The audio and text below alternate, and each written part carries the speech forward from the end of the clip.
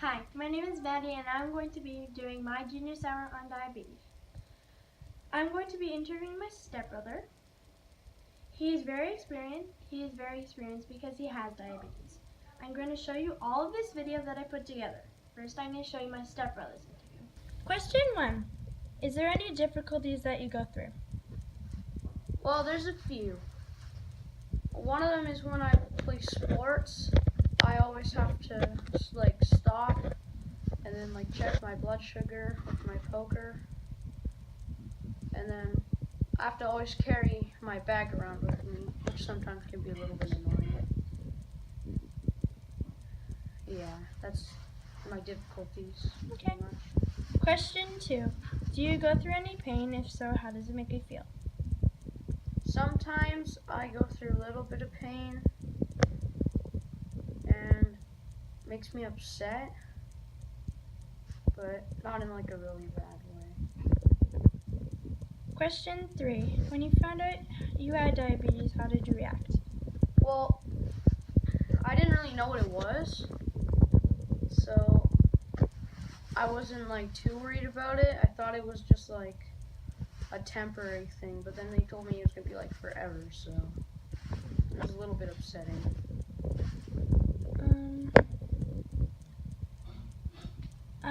Question 7. Does it affect you? If so, how does it make you feel? Yeah, it does affect me a lot in a lot of different ways, but doesn't make me feel doesn't stop me from doing anything really. Question: how old were you when you got diagnosed with diabetes? I believe I was 9 and I was in grade 4. Okay, that's all the questions we have today. Thank you for letting me interview you. Okay, you're welcome. Now Michelle's turn. Question 1. Is there any difficulties that you go through? I don't get much sleep because I have to wake up 2 or 3 times a night to check Ethan's blood sugar. Question 2. When you found Ethan was diagnosed with diabetes, how did you react? I didn't know that much about type 1 diabetes because nobody in our family had had it before. So I was very surprised, and we had to stay in the hospital for a few days, and it happened right before Christmas. So that was very stressful, but because at the time I was a single mom with 2 kids on my own, I really had to find strength and just push through it so that Ethan knew that he was going to be okay, and I knew that he was going to be okay too. Third question, does it affect you? It does affect me. I think about his blood sugar all the time. I worry about him all the time, and I don't get a lot of sleep, so then I get grumpy, and it's just a very stressful and expensive thing. Question 4, is there any facts about type 1 diabetes? Well, they think that Ethan got diabetes from having a virus, and the virus was moved into his pancreas, and the white blood cells attacked his insulin-producing islets. So it could really have happened to anybody, but unfortunately it happened to him. And he gets very frustrated, as do I, with people not knowing the difference between type 1 and type 2, and people thinking that he is able to eat healthier or drink a special tea or take medicine that will make it go away. And that's not the case. This is something he has to live with for the rest of his life or until they find a cure. Question 5. What's the difference between type 1 and type 2 diabetes? Type 2 diabetes usually comes later in life, and it is your pancreas still produces insulin, but it can be controlled with proper eating and exercise. It's more age and weight related. Your body just doesn't produce enough insulin to keep up with whatever you're eating. And type 1, your body doesn't produce any insulin. and your pancreas is broken, and it's also an autoimmune disease. So it's quite different, but people don't really know that if they don't know about it. Cool. Thank you for letting me interview you. Thank you for interviewing me. Now I'm going to be interviewing Emma. Question 1. Does it affect you? It does because of his diabetes, we're not able to do as much stuff. Like we're not able to go do certain activities. Like for instance, going to running events or stuff, but we are still allowed to, but it's a little harder to go with him because we're stopping constantly without running things, and also other things. Cool. Question 2.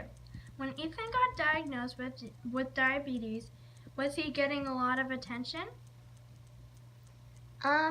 He was getting a lot of attention, but at the time when he first got diagnosed, he needed a lot of attention because he was in hospital, hooked up with a lot of wires and stuff, and it was really scary at the time. So he had a lot of attention. It was good. Okay. How did that make you feel? It was really scary seeing him hooked up with wires and in the hospital because hospitals are normally scary places for me. So to see one of my family members, especially one of my siblings, in hospital, it was really scary. Were you jealous about him in the spotlight? At the time when he first got diagnosed, I didn't really care because, well, he needed it. Because, well, he needed attention for people to monitor his blood sugars, to give him insulin, to test, and that's what he needed. So I wasn't really jealous. But now, going up to now, when it's been a couple years, he's still getting more attention, and it's a little bit frustrating, but I'm okay. How old were you when you found out your brother had type 1 diabetes? I was roughly 7. Okay. And how did you find out he was diabetic? I figured out a few days before my Christmas concert, and I remember going to the hospital one day and wondering why we were going to the hospital, and then I saw my brother in a hospital chair, and I did not see him for a few days, and then I saw him. It was really sad to see him in the hospital, and then I saw him at the Christmas concert, and he didn't look that happy. He looked a little in pain. Okay, well, thank you for letting me interview you. Thank you for having me. Now I'm going to be interviewing Emma and Jake. When you figured it out, you were going to have a type 1 diabetic stepbrother. How did you react? Well, I didn't think of him as the person with diabetes. I thought of him as a brother. Do you ever feel sad or mad for him? I feel sad because it's a threat to his life and he has to get a needles in him. Thank you for letting me interview you. Bye. Now my dad, how does it affect you? How does Ethan's diabetes affect him? Yes. Well, let's see. I make all the lunches, so I have to put down all the grams of carbohydrates in every piece of his lunch, such as sandwiches and drink boxes and things like that. So there's that. Every morning I check in before I leave for work in the morning. I check his blood sugar levels. That's about the gist of it. Okay. Question 2. Do you treat him differently? Absolutely not. Okay. Question 3. What are some facts about diabetes? Some facts about diabetes, like the difference between type 1 and type 2? Yes.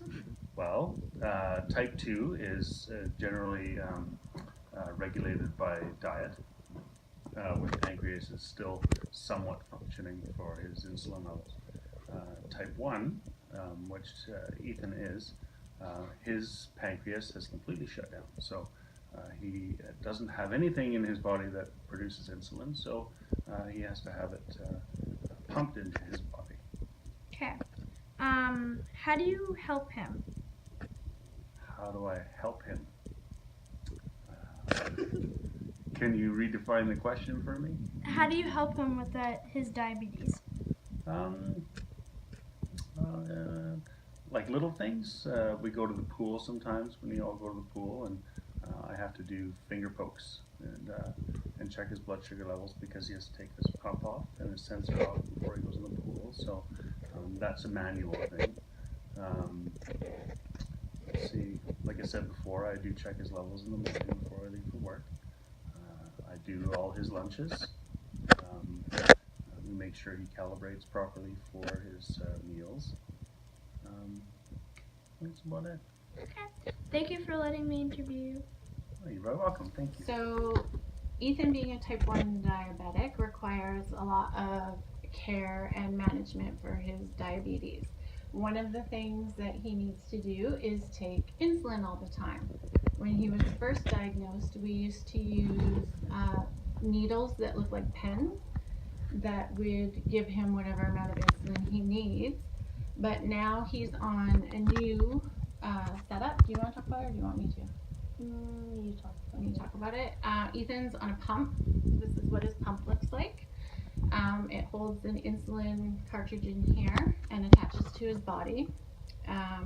He also has a sensor that he wears that reads his blood sugar all the time and takes it to the pump. It Bluetooths it to the pump, like when you wear a headset that Bluetooths to your phone. So his pump will always know what his blood sugar is.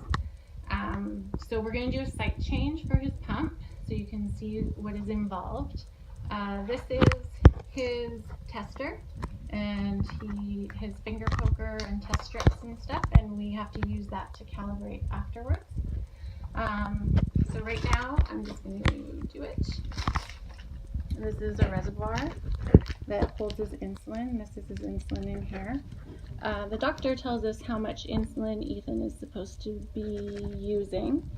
He wears his site for about 3 days. Sometimes we can get almost 4 out of it. But this is 2 units of insulin.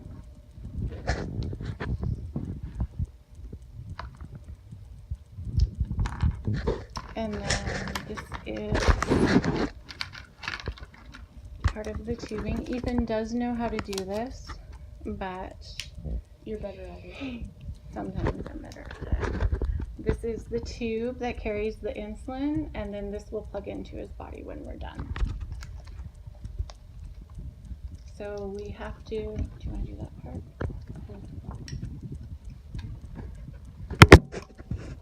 Now we're going to push the pump to read the insulin level. So he's just pushing some buttons that does it. And we have to watch the insulin will feed through the tube and come out here. Sometimes it takes time. Anyway.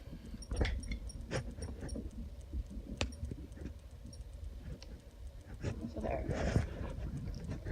So now he is ready to attach that to his body. And this is what goes in. This right here is a needle that I have to inject with this little machine, which we affectionately called a snake bite. So Ethan drew the little viper head on it. And we pull it back and we place it flat on his body like that.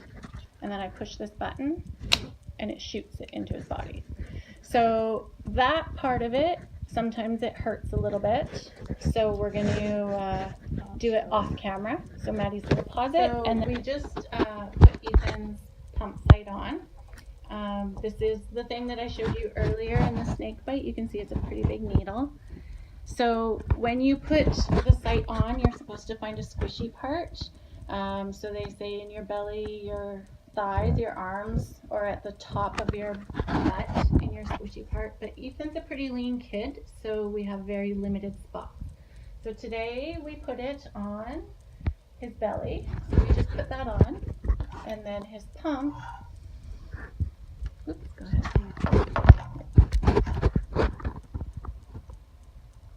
Clips in, and then that's how he gets his insulin, and he can wear that in his pocket. And then can we show your sensor site? His sensor site is this. So this he wears for 6 days at a time, and this sends what his blood sugar reading is to his site, and then it's on his pump.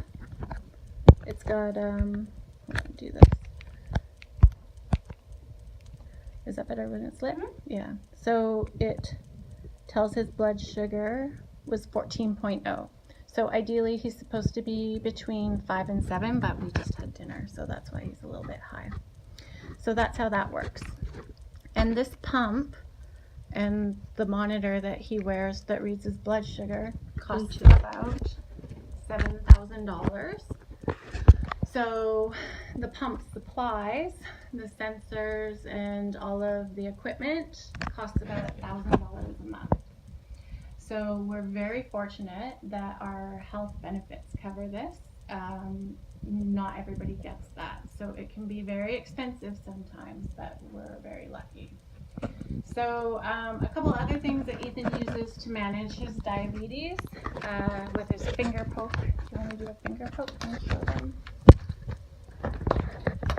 So when he tests his blood sugar, he's supposed to wash his hands. He's super lazy and doesn't always do it.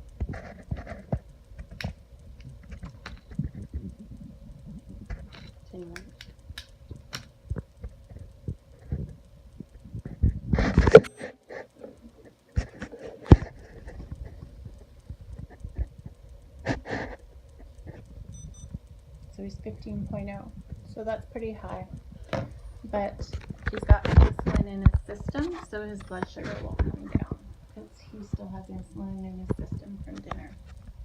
So there's a couple other things that Ethan uses for his diabetes. And we have this, his kit, which keeps everything in it. And why don't you talk about what's in your kit? Oh, well, these are my snacks. So if he gets a low blood sugar, what happens? Do you feel low blood sugars? Sometimes I get a little bit shaky. You get And a little this bit is shaky? for when I get a really, really, really low blood sugar. And then Yeah. I have to take a needle. If Ethan gets a really low blood sugar, he can pass out. And go into a coma. So then we have to inject him with this, which is glucagon. I never noticed. But hopefully, before we have to go and deal with glucagon, he'll feel low, or his pump will tell him that he's low, and he takes sugar. What's your favorite candy for a low? Skittles. Skittles? How many Skittles do you have to eat to fix a low? 7. 7 Skittles? Yeah, 7. And then what else do you have in your low kit? That's a special diabetic drink. And my special diabetic candies. And your special diabetic candies. And what else do you have in there? Rockets. Rockets. And how many packages of rockets do you have to eat if you feel low? 2. How many do you really eat if you feel low? 3. And even though you get to eat candy for a low blood sugar, do you like being woken up in the middle of the night and being told you have to eat Skittles? No. Do you get grumpy? Yeah. So it sounds like it would be really cool to eat candy in the middle of the night, but it's not. What else is really good for low blood sugars? Juice. What's your favorite kind of juice? Iced tea. But iced tea's not a juice. Yeah, it is. It still works. Close enough. Close enough. So you feel shaky when you have low blood sugar. How do you feel when your blood sugar's high? Really, really thirsty. And what happens if your blood sugar is high all the time? Then I have ketones in my urine. And what happens if you get ketones in your urine? Then I get glucose in my blood. And what happens if you get ketones in your blood? Oh yeah, And then what happens if you get ketone in your blood? glucose in my blood. No, if you get ketones in No, your blood, ketones in your blood, you go into DKA. Diabetic coma. Yeah, you can go into ketoacidosis or something it's called. And that's when you get ketones in your organs, like your liver. And you can die. And then your organs stop working, and then you go into a diabetic coma and die. So it's very dangerous if you have ketones. So very often when people are diagnosed with type 1 diabetes, they get very high ketones and they start to go into DKA because the ketones get into their blood. But with Ethan, we were very lucky because we caught it very, very early, so he didn't get really sick with his diabetes. So we've actually had a pretty easy time with it so far, knock on wood. Right? Mm-hmm. Is there anything else you think that people should know about being a type 1 diabetic? Everyone thinks that type 1 is the same as type 2, but it's not. Is that your biggest frustration? Yeah. Does being a type 1 diabetic slow you down? No. Can you do anything anybody else can? Except eat tons of candy. Well, you still can eat tons of candy, you just have to bolus for it. Yeah, no, pretty much. Is there anybody that's a type 1 diabetic that's famous that you think other people would know? A hockey player, but I forgot his name. Oh, Max Domi, Ty Domi's son? Mm-hmm. Who else? Do you remember? I think it was a football player. No, do you remember that singer? Oh, Is it Joe Jonas? yeah. Is a type 1 from the Jonas Brothers? And Bret Michaels from the band Poison, he's a type 1 diabetic. I have no idea who any of these people are. You know who Joe Jonas is? Yeah, because you told me. Yeah. But there's lots of type 1 diabetics. There's type 1 diabetic race car drivers. Oh, that baseball player that played in the World Series? Yeah. Remember him? Mm-hmm. So being a type 1 diabetic, does it make you different? No. Does it make you feel different? Yeah. How does it make you feel different? I don't know, but it just feels different. Do you feel like people think you're different even though you're not? Yeah. Do you get concerned about people at school finding out about you being type 1 diabetic? Yeah. You don't want people to know? Not really. How come? Because lots of people at school are rude about it. Like, because they don't know what it's about? Yeah. And you think that it would just be better If nobody knew. if nobody knew, or do you think it would be better if everybody knew and just knew that it wasn't a big deal? I think it would just be better if nobody knew. Because then you don't have to deal with it? Yeah. Yeah. What's something good that's happened with you being diabetic? Decamps. Decamps? Did you tell Maddie what decamps was? No. Do you want to tell her what decamp is? It's like YMCA summer camps, except for only diabetic people and their families. And you go for a couple nights? And you go for 3 days. And what do you get to do with it? Do there? Canoeing and kayaking and Rock climbing, rock climbing high and ropes. high ropes and sleep in bunk beds and eat camp food and Camp food's not very good. no, it's not good. Especially for diabetic people. But you've made some good friends at decamp? Yeah. Cool. Mm-hmm. Is there anything else you want people to know about diabetics? Type 1 diabetics? No, not really. Thank you for letting me interview you. Thank you for interviewing us.